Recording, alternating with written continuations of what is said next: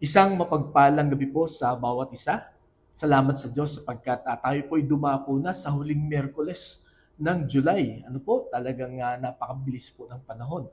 Pero nagpupurit at papasalamat po tayo sapagkat sa bawat Miyerkules na dumaan ay talagang tayo po ay tinuruan, tayo po ay pinagtubayan ng ating pong Panginoon. At masasabi po natin na tayo ay hindi niya pinabayaan. And I'm sure sa darating pang mga linggo at sa bagong buwan na darating, kung paano tayo sinustain, kung paano tayo ginaid ng Panginoon, ganun din ang gagawin niya. At lalo tigit sa atin na nag-aaral ng salita ng Panginoon. Nawa ito pong ating patuloy na pag-aaral, pakikinig ng kanyang salita, ito po ay nagiging gabay natin. Lalo na pagka tayo po ay nakakaharap sa iba-ibang klaseng mga difficulty, no, kagipitan, no, mga problema, mga challenges. Malaki po ang maitutulong sa atin ng salita ng Diyos. In fact, ang salita ng Diyos ay talagang ibinigay sa atin ng Panginoon para ito ay ating maging manual sa kahit anumang pagsubok na atin pong makakaharap. Kaya ngayong gabi mga kapatid, nawa sa atin pong pakikinig, lagi po nating isipin, na ito pong salita ng Diyos na mapapakinggan natin, ito po ay makakatulong sa lahat na pwedeng maging suliranin natin sa bawat araw. Kaya ngayong gabi, buksan na po natin ang ating pong mga Bibles, no? At basahin natin ang isa sa mga talata buhat po sa ating pong Bible readings. At ang sabi po sa Isaiah chapter 31 verse 3, ito po ang nakalagay. But the Egyptians are men and not God. Their horses are flesh and not spirit. When the Lord stretches out his hand, he who helps will stumble, he who is helped will fall. Both will perish together. God bless the reading of His Word. Tayo po ay manalangin. Nakilang Diyos, salamat po sa salita mo na amin pong pag-aaralan ngayon pong gabi. Salamat sa bawat isa na naglaan ng oras para magsama-sama kami na purihin, alalahanin ang inyo pong mga kabutihan sa buhay namin. Sama-sama namin pag-aralan, pakinggan ang inyong salita at kami po ay magpanalanginan sa isa't isa. Nakilang Diyos, sa gabing ito, tulungan mo kami na minsan pa maunawaan namin ang inyong pong salita at magamit namin ito sa amin pong pang-araw-araw na buhay. Samahan mo na kami, Panginoon, ito aming dalangin sa pangalan ni Jesus. Amen. Noon pong Monday ay napakinggan ng halos lahat ng mga Pilipino ang ulat or ang report ng ating pong presidente sa estado ng ating pong bansa, yung State of the Nation Address na sinasabi. Actually, hindi ko po talaga ito narinig ng live, sapagkat ako po ay nasa meeting. So, ang ginawa ko po ay pinanood ko yung mga highlights. At sa akin pong panonood dito ay usual na makikita natin, maririnig natin sa report ng Pangulo. Ano yung ginawa niya, ano yung presently ginagawa niya, at yung kanyang plano na gawin pa. Yun po ang kanyang sinabi. Narinig po natin ang ginagawa niya sa corruption, lalo na po yung sa flood control project, yung mga anomalies doon, yung corruption doon, sino yung mga kakasuhan niya. Ini-report din po niya kung paano susolusyonan yung problema natin sa kuryente, yung sa oil price hike, maging sa West Philippine Sea. Kung inyo pong mapapansin at oobserbahan, ito pong mga reports na ito, ito pong SONA na ito, ay lagi po itong ginagawa once a year para ipaalam sa mga tao na kailangang pagtiwalaan ang ating pong pamahalaan. Kumbaga, yung kinabukasan natin, yung ating pong kapayapaan, ay tutugunan ng ating pong pamahalaan. Ngunit, again, kung atin din pong obserbahan, lalo na yung mga previous administration, ay sad to say, ay marami ang hindi natupad. Di po ba? Ang daming pinangako, ang dami ring hindi tinupad. At ang nakakalungkot dito, yung mahalaga, yung kailangan natin na dapat natuparin, yun pa ang hindi natupad. Kaya nga kung inyong maobserbahan, kada bagong administrasyon, no, kada SONA, no, talaga ang mga tao ay nakikinig sa mga pangako at pagka hindi ito natupad ay kabi-kabila ang protesta. Di po ba? Yan ang sabi ko po sa inyo kanina, ginagawa ito ng pamahalaan for us to trust the government, no? For us to entrust our future, no? Our peace, no, sa ating pong gobyerno. Pero yun nga po, kung tayo po ay magbabalik tanaw, ay marirealize natin na hindi natin pwedeng ipagkatiwala ang mga bagay na ito sa ating pong gobyerno sapagkat tulad natin, tao din po sila, no? Nagkakamali at marami ding pagkukulang. Ang tanong ngayong gabi ay kanino? Paano tayo makakasurvive, no? Paano natin malalampasan ang mga pagsubok na lagi nating dinadaanan? Mga kapatid, ngayong gabi, yan po ang makikita natin, madidiscover natin dito po sa talata na atin pong binasa buhat po sa Isaiah chapter 31 verse 3. Sapagkat ito pong talatang ito ay nagbibigay ng isang katanungan na napakahalagang sagutin po natin. At ito rin pong talatang ito ay nagbibigay ng sagot sa tanong na yan. Ang katanungan po, at ito rin po ang title ng ating pong mensahe ngayong gabi, Who do you trust? No? Who do you trust? Sino ang pinagtitiwalaan mo?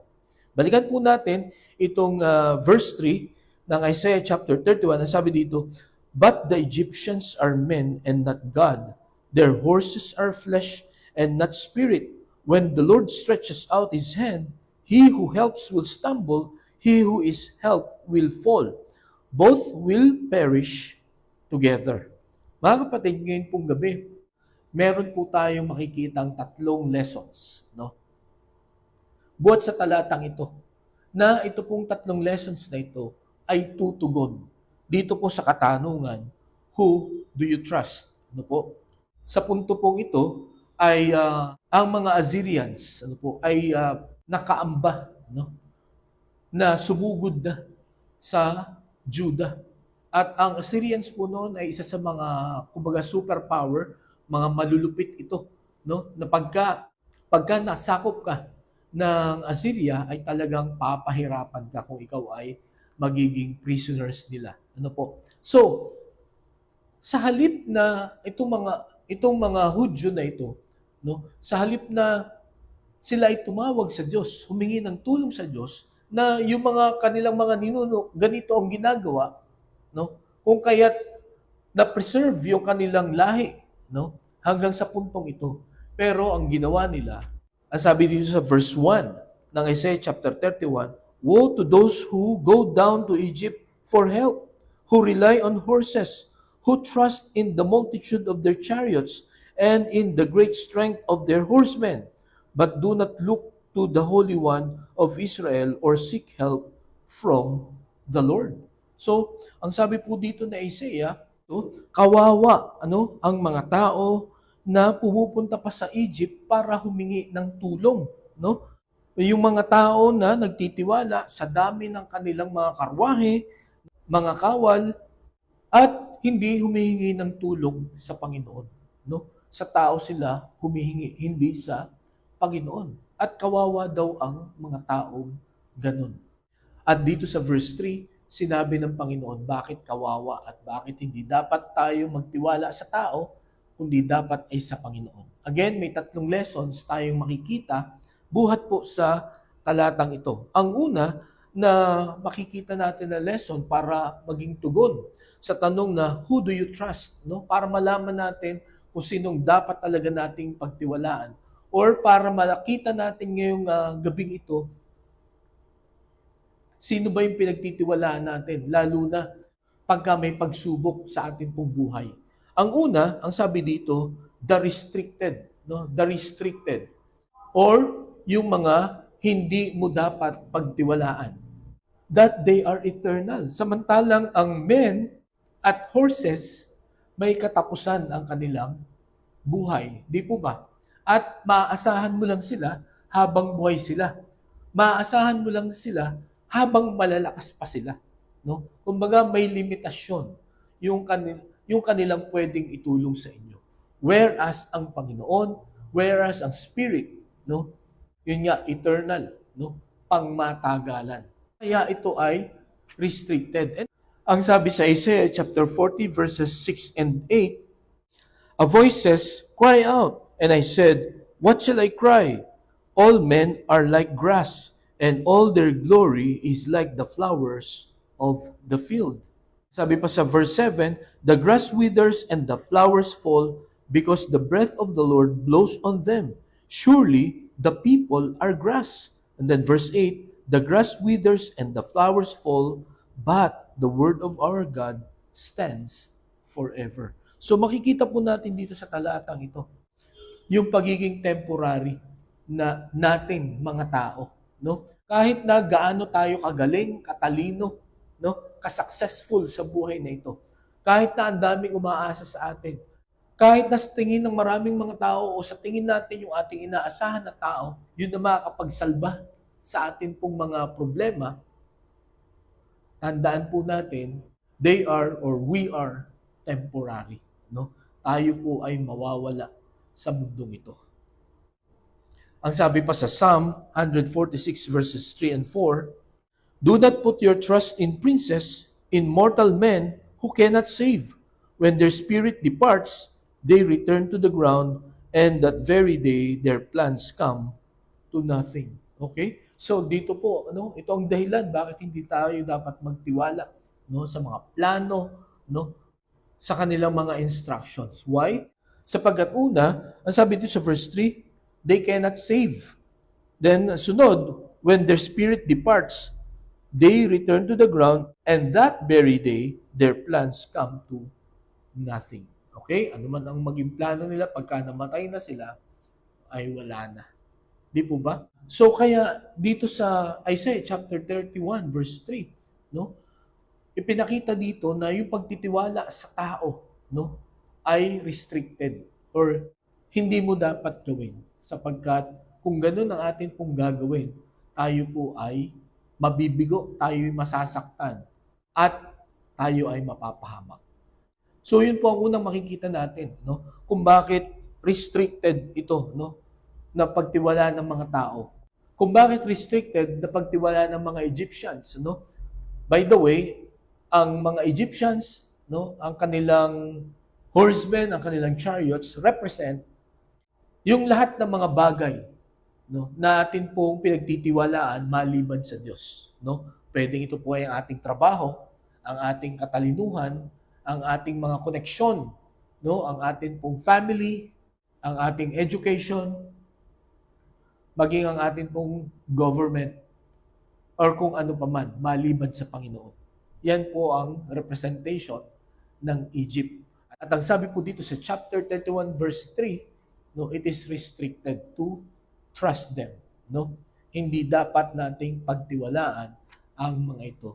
Hindi natin dapat ipagkatiwala sa kanila yung ating kasiyahan, yung ating pong future, yung ating security, at yung ating pong safety. Dahil they are temporary. At ang pangalawa, hindi lamang temporary, but they are weak. Ang sabi dito kung babalikan natin itong Isaiah 31 verse 3, "When the Lord stretches out His hand, he who helps will stumble, he who is helped will fall." And then, ang sabi pa doon, "Both will perish together." So pagka kinumpara natin ang lakas ng mga pinagkakatiwalaan natin ito sa lakas ng Panginoon, I-stretch niya lang yung kanyang kamay. Everybody fails. Everybody will perish. Okay? So ganun kahina, itong atin pong mga pinagkakatiwalaan maliban sa atin pong Panginoon. Ang sabi po sa Psalm 33 verses 16 and 17, "No king is saved by the size of his army. No warrior escapes by his great strength. A horse is a vain hope for deliverance. Despite all its great strength, it cannot save." Okay? So, ito po ang karanasan ni Haring David. Ang isang hari naliligtas siya o nagtatagumpay siya, hindi dahil sa siya ay magaling, hindi dahil siya ay malakas, no? Hindi dahil sa yung kanyang mga kabayo ay magagaling. Kung kaya't ang gusto niya sabihin dito, wag natin silang pagkatiwalaan, no? Wag natin silang asahan na sila ang makakapagligtas sa atin because they are weak, no? Kung sa tingin natin malakas sila, no? Pero sa mata ng Panginoon, sila po ay mahina at hindi natin pwedeng pagkatiwalaan. Ang sabi pa po sa 2 Chronicles chapter 32 verse 8, with him is only the arm of flesh, but with us is the Lord our God to help us and to fight our battles. And the people gained confidence from what Hezekiah, the king of Judah, said. Okay? So dito, sila ay, kumbaga, sasakupin ni Sennacherib, king of Assyria, no? At talagang sila ay tinatakot, no? At sinasabihan na, maniniwala ba kayo dito sa inyong hari na ililigtas kayo ng Diyos? Diyos ninyo? Eh kami nga, no? Marami na kaming sinakop. At may mga Diyos din. Yung aming mga sinakop, pero hindi sila natulungan. No? Eh how much more kayo? Kakaiba ba ang inyong Diyos? So na-discourage na ang mga Israelites hanggang sa sinabi ito ni Hezekiah. Ang meron lang sila, no, ay arm of flesh, no, kamay ng laman, no. Pero what we have is the Lord. At alam po ninyo mga kapatid, no, kung atin lang pong matututunan, no, na hindi pagkatiwalaan ang lahat ng mga bagay maliban sa Diyos, no. Katulad po ng response, no po, nung mga kababayan ni Hezekiah, they gained confidence, no. Nabuhayan ulit sila ng loob. Ang dahilan kung bakit po tayo nadi-discourage sapagkat nakatuon ang ating pong pagtitiwala sa mga temporary things and weak things. Okay? Sa mga restricted na mga bagay. Sa mga bagay na hindi natin dapat pagkatiwalaan. Kaya ngayong gabi mga kapatid, sa panahon po ng kagipitan at problema, kanino una tayong humihingi ng tulong. Ano agad ang pumapasok sa isip natin? Paano ito masusolusyonan? At mga kapatid, kung ano yung immediate response po natin, ang ibig sabihin yun ang ating pong pinagtitiwalaan. Pero ang paalala po sa atin ngayon pong gabi, ng aklat na ito, ng talatang ito, don't trust the Egyptians. So ngayong gabi, are you trusting the Egyptians of this life? No. As I've said, ang Egyptians represent anything and everything in this world, no, maliban sa ating pong Panginoon. Okay? Ang pangalawa na makikita po natin na lesson, hindi lamang the restricted but the reliable, no? So sino ang dapat nating pagtiwalaan? So balikan po natin, it's very obvious, dito po sa Isaiah chapter 31 verse 3, ang sabi dito sa second part, when the Lord stretches out His hand, he who helps will stumble, he who is helped will fall. Both will perish together. So, ang sabi dito, kung titingnan natin yung literal meaning nung stretches out His hand, kumbaga, ang Panginoon walang effort, no, na iniunat niya yung kanyang kamay, no? Walang struggle, no? Walang pumipigil at walang makapigil, no? Imagine, stretch niya lang yung kamay niya, no? Ano ang impact nito? Lahat nung gusto nating asahan or ating inaasahan ay masisira, no? Makikita natin yung kahinaan ng mga yun at makikita natin ang lakas ng Panginoon. So bakit sa Panginoon tayo dapat magtiwala? Ang sabi dito, ang una, we trust the Lord, no? The Lord is reliable because of His character, no? Because of His character. Ang sabi po dito sa 2 Timothy chapter 2 verses 12 and 13, if we endure, we will also reign with Him. If we disown Him, He will also disown us. If we are faithless, He will remain faithful, for He cannot disown Himself. Ang ibig pong sabihin nitong verse 13 dito, no, pagka tayo nawala ng tiwala sa Panginoon, mananatili siyang tapat sa atin. Okay? Sapagkat hindi niya pwedeng talikuran ang kanyang sarili. Ano ibig sabihin? Ang Panginoon kailanman ay hindi natin maakusahan na siya ay unfaithful, no? Na nalimutan niya yung kanyang mga pangako, no? Kasi ang sabi sa Hebrews chapter 10 verse 23, let us hold unswervingly to the hope we profess, for he who promised is faithful. Okay? Alam niyo po, kung merong character ang Panginoon, na una agad pumapasok sa utak ko, no? Maraming ni-reveal siyang character dito sa salita ng Panginoon. Pero ang lagi nag-stand out ay ang faithfulness ng Panginoon, ang kanyang katapatan. Sapagkat naniniwala ako ngayong gabi, kung hindi tapat ang Panginoon sa kanyang mga pangako, no? Kung wala ito sa kanyang character, yung faithfulness, patay na tayong lahat, no? Nalipol na tayong lahat. But because God is faithful, no? Hindi lamang tayo po ay buhay ngayon, kundi because the Lord is faithful, we can face any challenge, no, in our tomorrows, no, at mapapagtagumpayan natin yun because God is faithful to His promise. He cannot disown Himself. In fact, kahit na maging unfaithful tayo sa Panginoon, He will remain faithful. Talagang ipapakita niya pa rin ang kanyang katapatan sa bawat isa.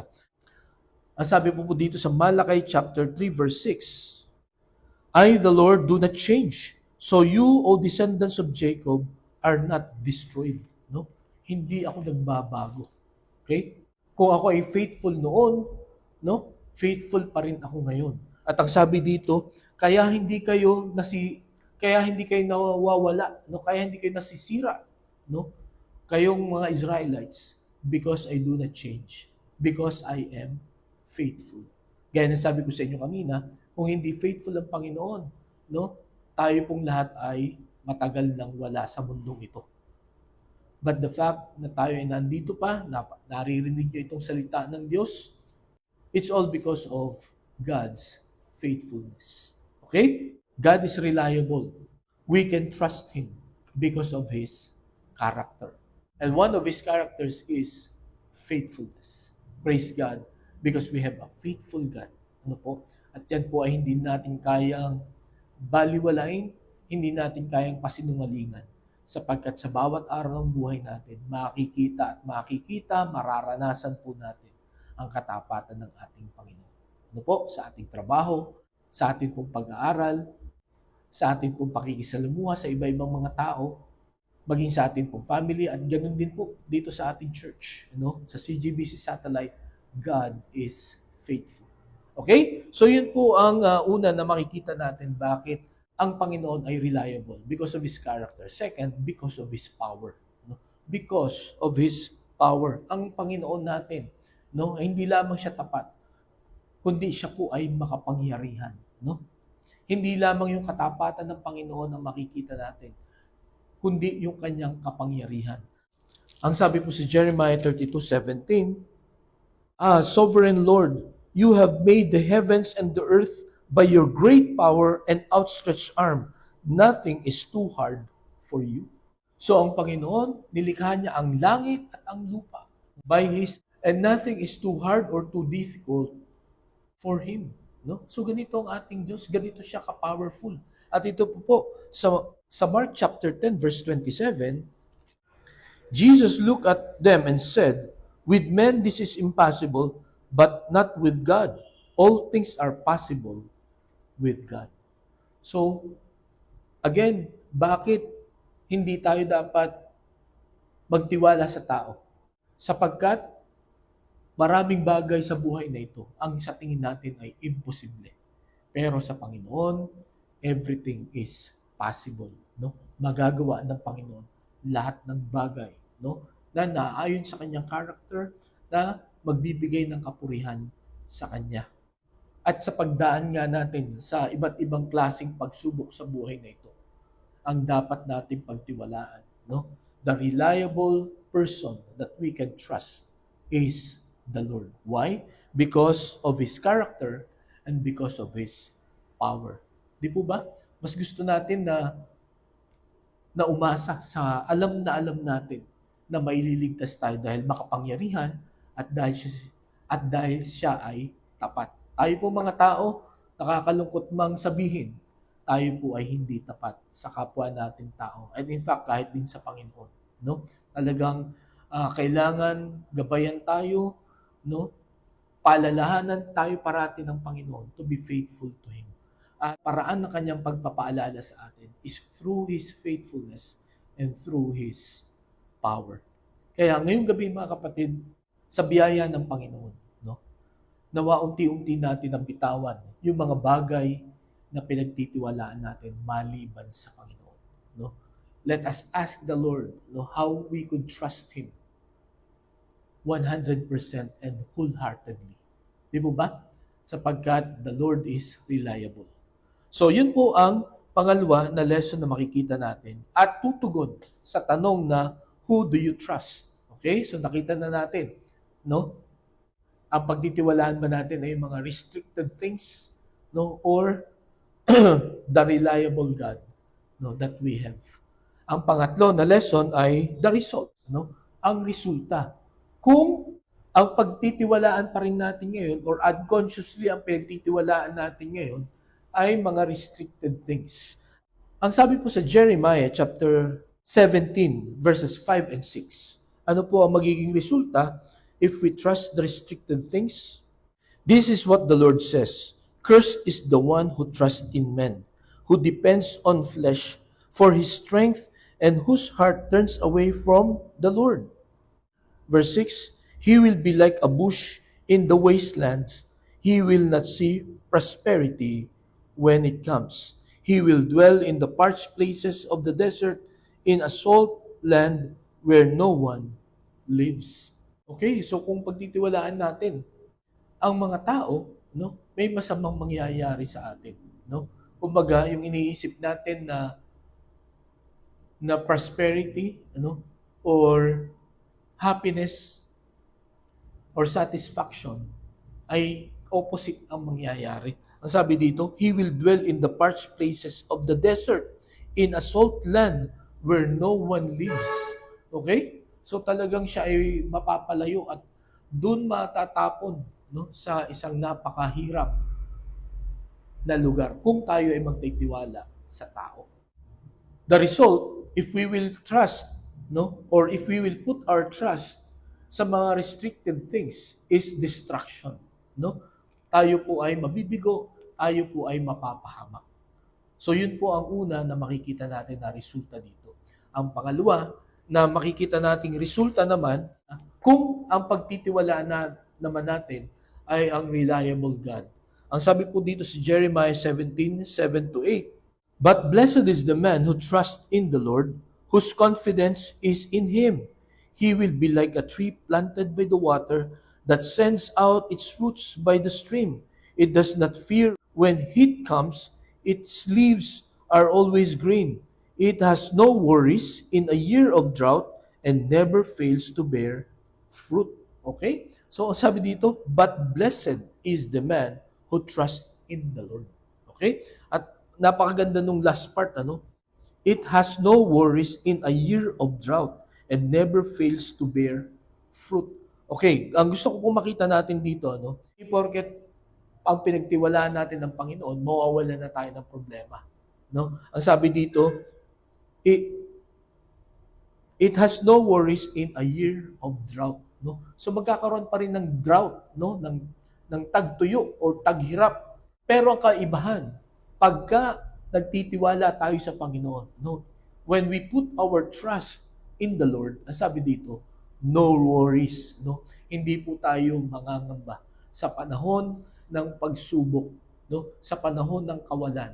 Because we know hindi tayo papabayaan ng Panginoon. We know that God is faithful and powerful, no? Ililigtas tayo, no? We will be delivered, no, sa ganitong mga pagsubok. So ang resulta, kung ang pipiliin natin na pagtiwalaan ay ang Panginoon, deliverance, no? Yung una, kung ang pagtitiwalaan natin ay ang restricted things, distraction.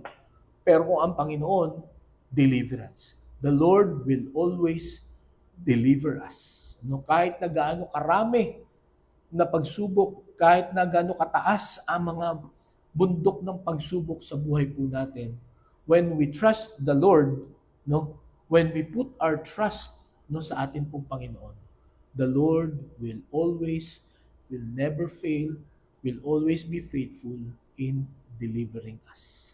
So ngayong gabi, binibigyan tayo ng pagpipilian, no? At dito sa mga choices na ito, ay ipinakita ng Panginoon kung ano ang mangyayari. Pagka pinili mo itong isa or pag pinili mo itong isa. Hindi pwedeng sa gitna, hindi pwedeng neutral, no? Or hindi pwedeng pareho, no? Hindi ka pwedeng mangka sa dalawang ilog, no? Pumili ka lang, no? At makikita natin kung ano man ang piliin natin dito, it will really affect our lives. It will really affect our lives, no? Not only today, but our future. May tatlong lesson tayo natutunan ngayon pong gabi. No po? The restricted ones, no? The reliable God, at the result, no, of our choice. Kaya ngayong gabi ang akin pong panalangin, nawa ay naging malinaw sa atin kung sino ang dapat nating pagtiwalaan parati, no? Or sa bawat minuto ng buhay po natin. At kung sakali, mga kapatid, na yung pinagtitiwalaan natin ngayon ay hindi ang Panginoon. Gaya ng napag-aralan natin, tayo po ay, we are bound to fail. No? We are bound for destruction. Kaya nawa, sa biyaya ng Diyos, sa lakas ng Panginoon, ay palitan natin kung sino yung ating pagtitiwalaan. No? Pagtiwalaan natin ang Panginoon, hindi po niya tayo bibiguin. Tayo po'y manalangin. Dakilang Diyos, salamat po sa paalala mo. Salamat po sapagat alam ko na ang mensaheng ito ay napapanood sa amin. Ang dami naming mga worries, ang dami naming mga doubts, ang dami naming mga problema, mga kabigatan, Panginoon. Nawa ito pong Isaiah chapter 31 verse 3 ay magbigay sa amin ng liwanag at tamang direksyon kung sino ang dapat naming pagtiwalaan sa panahon na kami ay naglalakad sa kadiliman. Ang Panginoon lamang ang makakapagbigay sa amin ng deliverance, ng victory sa buhay pong ito. Kaya Panginoon, tulungan mo kami na bitawan na yung mga bagay na hindi makakatulong at iniisip namin na makakapagsalba sa amin. Tulungan mo kami na humawak at manatili sapagkat kung ito ang aming gagawin, kami po ay patuloy na pagpapalain ng Panginoon. Kami po ay patuloy na i-deliver niya sa lahat ng mga pagsubok. Muli, Panginoon, sa iyong papuri at pasasalamat, lalo na sa natutunan namin ngayong gabi ito. Aming dalangin sa pangalan ni Jesus. Amen. Maraming salamat po sa inyong pakikinig. Pagpalain po tayo ng Panginoon, patuloy tayong mag-ingat at magandang gabi po sa bawat isa.